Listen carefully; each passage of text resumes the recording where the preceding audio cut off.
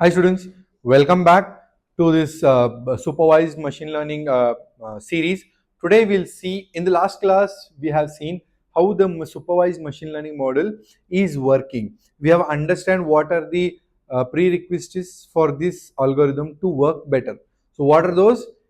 The supervised machine learning model works on labeled data. What is labeled data? Labeled data is nothing but which has input as well as a correct output.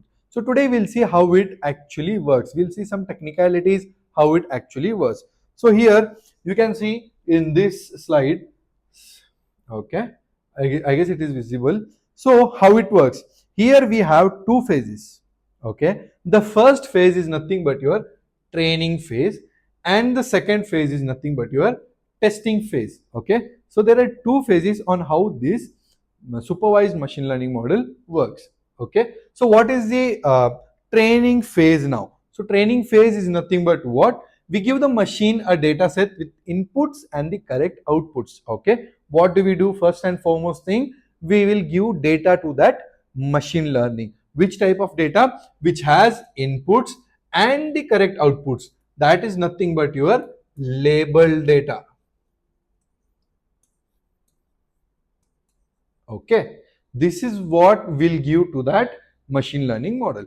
And then what does happens? The model finds patterns and relationship between them. So whatever we have given, whatever the data we have provided, the label data with input as well as the output, the machine learning, the machine learns itself. The machine learns itself and find what are the patterns in that.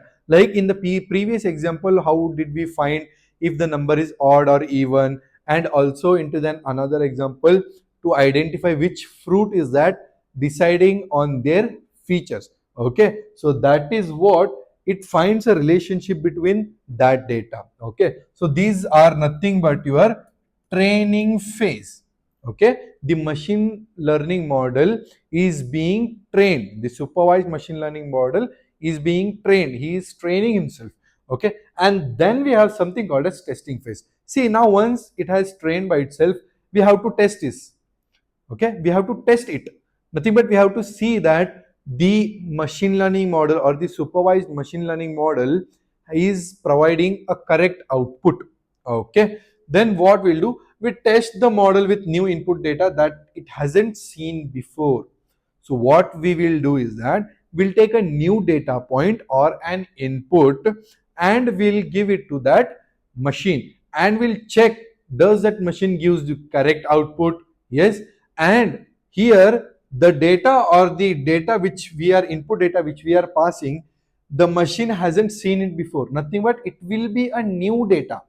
It will be a fully new data point to that machine. Okay, and then we'll check, does that machine processes properly and gives us the correct output? Yes, we'll check for that.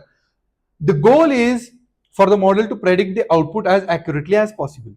Here the goal or the motive behind this or the algorithm is nothing but it has to predict the output as accurately as possible.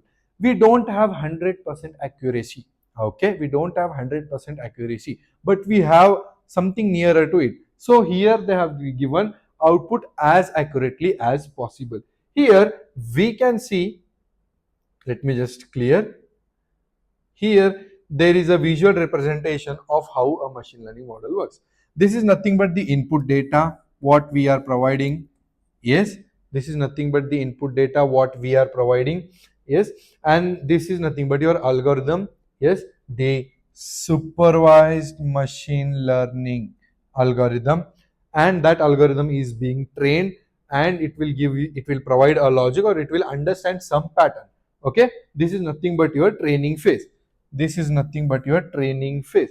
After this training phase, in testing phase, what we'll do is we'll provide input to that machine learning model and that machine learning model will give us output, and we have to check, is this output accurately possible or it is correct? Yes, this is nothing but your testing phase and training phase. So I think you guys have understood how a supervised machine learning model works. There are two phases, training phase and a testing phase. Okay, So this is how a machine learning model works.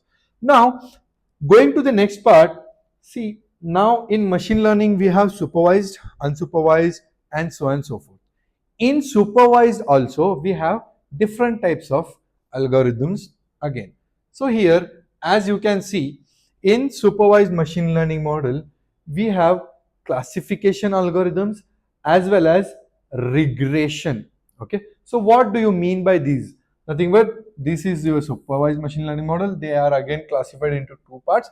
That is nothing but your classification and regression. What do you mean by classification? Classification is nothing but whenever we have to perform a task that is of classification. Example, take an example like this is a real world example where you guys also being used into your day-to-day life. Take an example of email. Okay, your Gmail account or your Gmail. How does it identifies emails and sends to spam or sends to promotions or sends to update? How does it classify? It is classifying. Yes, what are the important he is giving into primary inbox. Whatever are spam, it is classifying it as spam. Whatever are promotion, he is classifying it as promotion. How does this happen? Nothing but a classification algorithm is running behind. Yes, that is nothing but there are defined label. In classification algorithms, there are defined labels. This is nothing but what is classification task, we can say. Okay, understood the example? The example of email.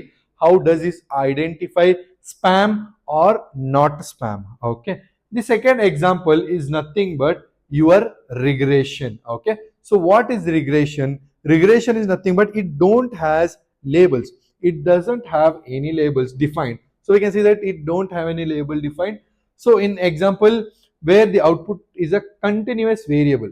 So when do we use regression? We use regression whenever we are working with numeric values or we predicting values or numeric values, we can say. Okay, so in this example they have said that where the output is categorical, for this the output is categorical, that is nothing but spam or no spam.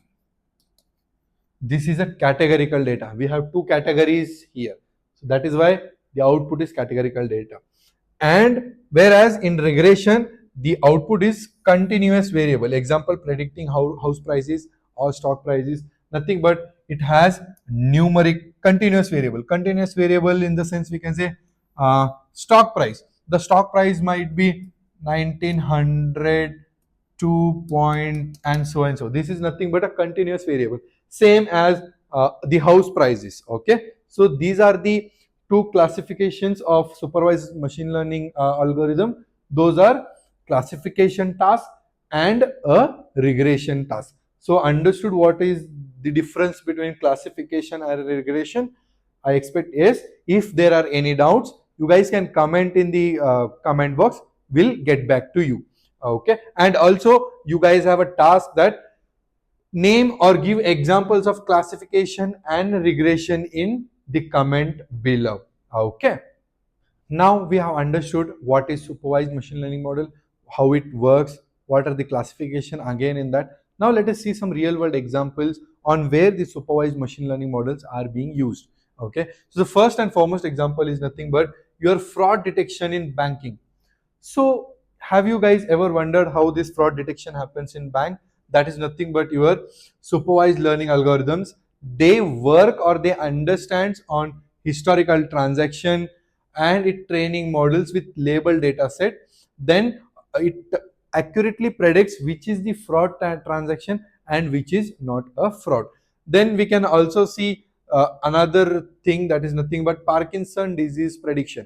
This is a very famous example of supervised machine learning model. That is nothing but Parkinson's disease. It is a progressive disorder that affects the nervous system and parts of the body controlled by the nerves. Okay, this is another example. You guys have a task. You guys should go and research about this practical implementation so that you guys can understand. Okay, and also the third example we have real world example, that is nothing but customer churn prediction. It uses supervised learning techniques to analyze historical customer data, identifying features associated with churn rates to predict customer retention effectively. So this is another example where your business companies used to make customer satisfied or to make customer retention very more. So that is why these big companies are using supervised machine learning model. Okay, and also we have another example, that is nothing but cancer cell classification. You guys know that whenever a cancer happens, the cancer cells has different types of cells. Okay, so to identify which type of cell it is, we used supervised machine learning model because there is a classification task. Okay, so how they use, they implement supervised machine learning for cancer cells based on their features, and identifying them based on that cancer cell features, they identify they if they are malignant or benign, nothing but they are small or very big, or they are being went to a different stage. Okay, these are the some of the examples which are used in the industry, which are the real world example used in the business industries nowadays. So thank you so much. In the next video we'll see what are the advantages of supervised machine learning model, and then we will start with a algorithm. We'll see what the algorithm speaks,